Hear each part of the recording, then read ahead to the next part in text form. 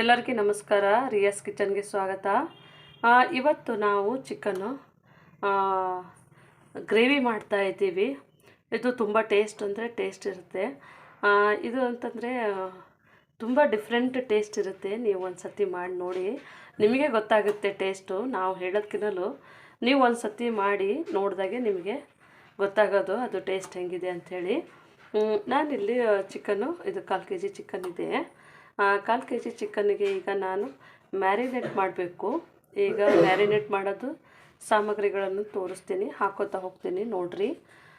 ಫಸ್ಟಿಗೆ ಇಲ್ಲಿ ನಾನು ಉಪ್ಪನ್ನು ತೊಗೊಂಡಿದ್ದೀನಿ, ನೋಡ್ಬೋದು. ಉಪ್ಪನ್ನು ಹಾಕ್ತಾಯಿದ್ದೀನಿ. ಉಪ್ಪನ್ನು ಹಾಕಿದ ತಕ್ಷಣ ಇದಕ್ಕೆ ಖಾರದ ಪುಡಿ ಹಾಕೋತಾ ಇದ್ದೀನಿ. ಅಚ್ಚ ಖಾರದ ಪುಡಿ ಹಾಕೋತಾ ಇದ್ದೀನಿ. ಇದಕ್ಕೆ ಇವಾಗ ಶುಂಠಿ ಬೆಳ್ಳುಳ್ಳಿ ಪೇಸ್ಟ್ ಹಾಕೋತಾ ಇದ್ದೀನಿ. ಇವಾಗ ಇದಕ್ಕೆ ಅರಿಶಿನ ಹಾಕೋತಾ ಇದ್ದೀನಿ, ನೋಡ್ಬೋದು. ಅರಿಶಿನವನ್ನು ಹಾಕೋತಾ ಇದ್ದೀನಿ. ಈಗ ಇದಕ್ಕೆ ನಾನು ಇವಾಗ 1 ಕಪ್ ಮೊಸರು ಹಾಕೋತಾ ಇದ್ದೀನಿ. ಇದು ಮೊಸರು ಮತ್ತು ಇವೆಲ್ಲ ನಾವು ಹಾಕಿದ್ದೀವಲ್ರಿ, ಇದು ಚೆನ್ನಾಗಿ ಇದರೊಳಗೆ ಹೊಂದ್ಕೋಬೇಕು. ಇದು ಒಂದು 25ರಿಂದ 30 ನಿಮಿಷಗಳ ಕಾಲ ಬಿಡಬೇಕು ನಾವು.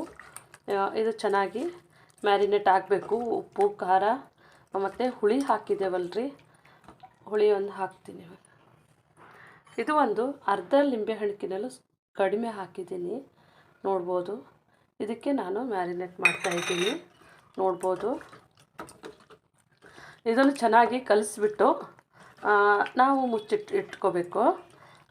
ನಾವಿನ್ನು ಸಾಮಗ್ರಿಗಳನ್ನು ರೆಡಿ ಮಾಡ್ಕೋ ತನಕನೂ ಇದು ಒಂದು 25 ನಿಮಿಷಗಳ ಕಾಲ ಒಳ್ಳೇದು ಮ್ಯಾರಿನೇಟ್ ಆಗಬೇಕು.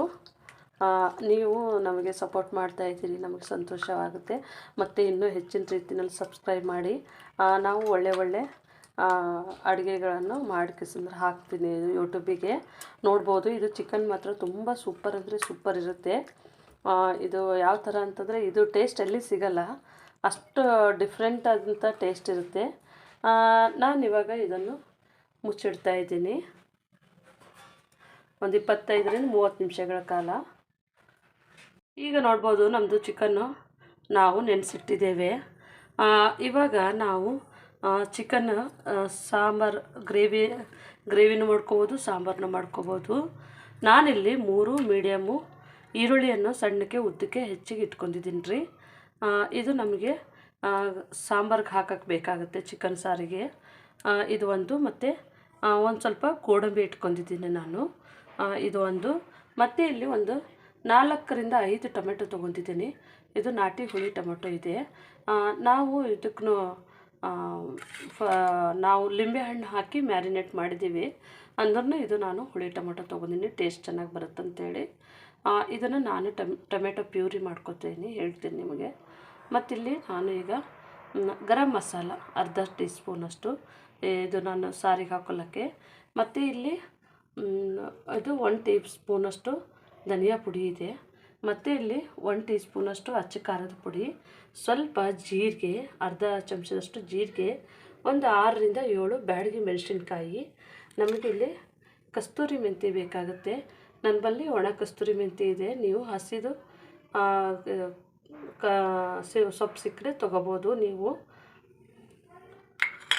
ಇಲ್ಲಿ ನಮಗೆ ಸ್ವಲ್ಪ ಧನಿಯಾ ತೊಗೊಂಡಿದ್ದೀನಿ ನಾನು, ಕೊತ್ತಂಬರಿ ಸೊಪ್ಪು. ನಿಮಗೆ ಅದು ನಾನು ಕಸ್ತೂರಿ ಮೆಂತ್ಯ ತೊಗೊಂಡಿನಲ್ರಿ, ನೀವು ಬೇಕಿದ್ದರೆ ಮೆಂತ್ಯ ಸೊಪ್ಪು ತೊಗೊಂಡ್ರೂ ಆಗುತ್ತೆ.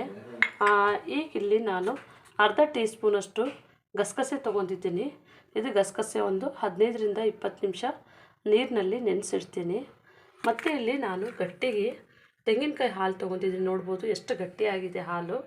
ನಾನು ಇದಕ್ಕೆ ಸಾರಿಗೆ ಹಾಕೊಳ್ಳೋಕ್ಕಂಥೇಳಿ ಗಟ್ಟಿಗೆ ನಾನು ತೆಗೆದಿಟ್ಕೊಂಡಿದ್ದೀನಿ.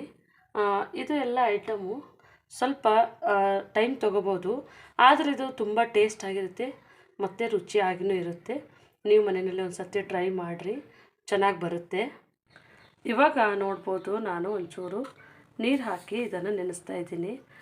ಕೆಲವೊಂದು ಸರ್ತಿ ಇದನ್ನು ಫ್ರೈ ಮಾಡ್ಕೊಂಡು ಹಾಕೋತಾರೆ. ಈ ಥರ ನೆನೆಸೋದ್ರಲ್ಲಿಂಥದ್ದು ನೆನೀತದೆ, ಇದು ಒಳ್ಳೆ ಟೇಸ್ಟ್ ಕೊಡುತ್ತೆ. ಅದಕ್ಕಾಗಿ ಒಂದು ಅರ್ಧ ಟೀ ಸ್ಪೂನಷ್ಟು ಇದನ್ನು ಹಾಕ್ಕೊಂಡಿದ್ದೀನಿ. ಇದು ತುಂಬ ರುಚಿ ಇರುತ್ತೆ ಮತ್ತು ಇದು ನರಗಳಿಗೆ ಶಕ್ತಿ ಕೊಡುವಂಥದ್ದು ಗಸಗಸೆ ಇದು. ಗಸಗಸೆ ನಾವು ಹಾಕಿದ್ರೆ ಒಳ್ಳೆಯದು, ಅದು ನಮಗೆ ಒಳ್ಳೆಯದು ಆರೋಗ್ಯಕ್ಕೆ ಹೆಲ್ತ್ಫುಲ್ ಆದಂಥ ಇದು ಗಸಗಸೆ ನಾವು ತೊಗೊಂಡಿದ್ದೀವಿ. ಅದಕ್ಕೆ ಅದು ನೀರಾಗಿ ನೆನೆಸಿ ಒಂದು 15ರಿಂದ 20 ನಿಮಿಷ ನೆನಿಬೇಕು. ನಾವು ಇದ್ರ ಜೊತೆ ಪೇಸ್ಟ್ ಮಾಡ್ಲಿಕ್ಕೆ ಹಾಕ್ಕೋಬೇಕಾಗಿದೆ. ನೀವು ನೋಡ್ಬೋದು, ನಾನು ಆಯಿಲಿಗೆ ಒಂದು 3 ಟೇಬಲ್ ಸ್ಪೂನಷ್ಟು ಆಯಿಲ್ ಹಾಕಿದ್ದೀನಿ. ನಾನು ಇವಾಗ ಇದಕ್ಕೆ ಈರುಳ್ಳಿ ಕಟ್ ಮಾಡಿದ್ದೀನಲ್ರಿ, ಈರುಳ್ಳಿ ಹಾಕೋತಾ ಇದ್ದೀನಿ. ಮೀಡಿಯಮ್ ಸೈಜಿಂದು 3 ಈರುಳ್ಳಿ ಹಾಕ್ಕೊಂಡಿದ್ದೀನಿ. ಇದು ಯಾಕಂದರೆ ನಮಗೆ ಸಾಂಬಾರು ಮಾಡೋಕ್ಕೆ ಬೇಕಾಗಿರೋದು. ಇದು ಈರುಳ್ಳಿ ಒಂಚೂರು ನಾವು ಫ್ರೈ ಮಾಡ್ಕೋಬೇಕು. ಇದು ಈರುಳ್ಳಿ ನಮಗೆ ಗೋಲ್ಡನ್ ಬ್ರೌನ್ ಬರಬೇಕು, ಆವಾಗಲೇ ಇದು ಟೇಸ್ಟ್ ನಮಗೆ ಚೆನ್ನಾಗಿ ಕೊಡುತ್ತೆ. ಅದಕ್ಕೆ ಇದು ನಾವು ಈರುಳ್ಳಿಯನ್ನು ಸ್ವಲ್ಪ ಎಳೆ ಉರಿನಲ್ಲಿಟ್ಟು ನಾವು ಇದನ್ನು ಫುಲ್ ಬ್ರೌಂಡು ನಾವು ಗೋಲ್ಡನ್ ಬ್ರೌನ್ ಬರೋ ತನಕನೂ ಫ್ರೈ ಮಾಡ್ಕೋಬೇಕು, ಚೆನ್ನಾಗಿರುತ್ತೆ. ಇವಾಗ ನೋಡಿ ನಮ್ಮದು ಈರುಳ್ಳಿ ಒಂಚೂರು ಫ್ರೈ ಆಗಿದೆ. ನಿಮಗೆ ಒಳ್ಳೆ ಪರಿಮಳ ಬರುತ್ತೆ. ಅದು ಒಂದು ಸ್ವಲ್ಪ ಫ್ರೈ ಆದಮೇಲೆ ನಾವು ಈ ಟೈಮ್ನಲ್ಲಿ ಗೋಡಂಬಿ ಇಟ್ಟಿದ್ದೀವಲ್ರಿ, ಗೋಡಂಬಿ ಹಾಕ್ಕೊಳ್ಳೋಣ. ಇದು ಗೋಡಂಬಿ ಮತ್ತು ಇದು ಒಂದು ಸ್ವಲ್ಪ ತಳ ಏನು ಹಿಡಿದಿಲ್ಲ ನೋಡ್ಬೋದು ರೀ, ಚೆನ್ನಾಗಿ ಬೆಂದಿದೆ. ಇದು ನೀವು ಬೇಕಿದ್ದರೆ ಸಾಂಬಾರನ್ನು ಸಹ ಮಾಡ್ಕೊಳ್ತಾ ಇದೆ ನೋಡ್ಬೋದು. ನೀವು ಮನೆಯಲ್ಲಿ ಮಾಡಿಕೊಡ್ರಿ. ಇದೇನು ತುಂಬ ಜಾಸ್ತಿ ಕಾಸ್ಟ್ಲಿ ಐಟಮ್ನ ಹಾಕಿಲ್ಲ ನಾನು. ಇದು ಇಷ್ಟು ಸರಿ ಇದೆ. ಯಾವಾಗಲೇ ವಾರದಾಗ 1 ಸತಿ 2 ಸತಿ ಮಾಡ್ಕೊತಿದ್ರೆ ಸಾಕು. ನೋಡ್ಬೋದು ನನ್ನದೇನು ತಳ ಏನು ಹಿಡ್ದಿಲ್ಲ. ಇದು ಒಳ್ಳೆಯದು, ಟೇಸ್ಟ್ ಕೂಡ ಮತ್ತು ಚೆನ್ನಾಗಿ ಬರುತ್ತೆ, ಕಲರ್ಫುಲ್ಲಾಗಿ ಕಾಣ್ತಾ ಇದೆ ನೋಡ್ಬೋದು. ನೀವು ಮನೆಯಲ್ಲಿ ಟ್ರೈ ಮಾಡಿರಿ. ನಮಗೆ ಲೈಕ್ ಮಾಡಿ, ಶೇರ್ ಮಾಡಿ, ಕಮೆಂಟ್ ಮಾಡಿ ಮತ್ತು ಸಬ್ಸ್ಕ್ರೈಬ್ ಆಗಿ ನಮ್ಮ ಚಾನಲ್ಗೆ. ನಮ್ಮ ವಿಡಿಯೋನ ನೋಡಿದ್ದಕ್ಕಾಗಿ ಧನ್ಯವಾದಗಳು.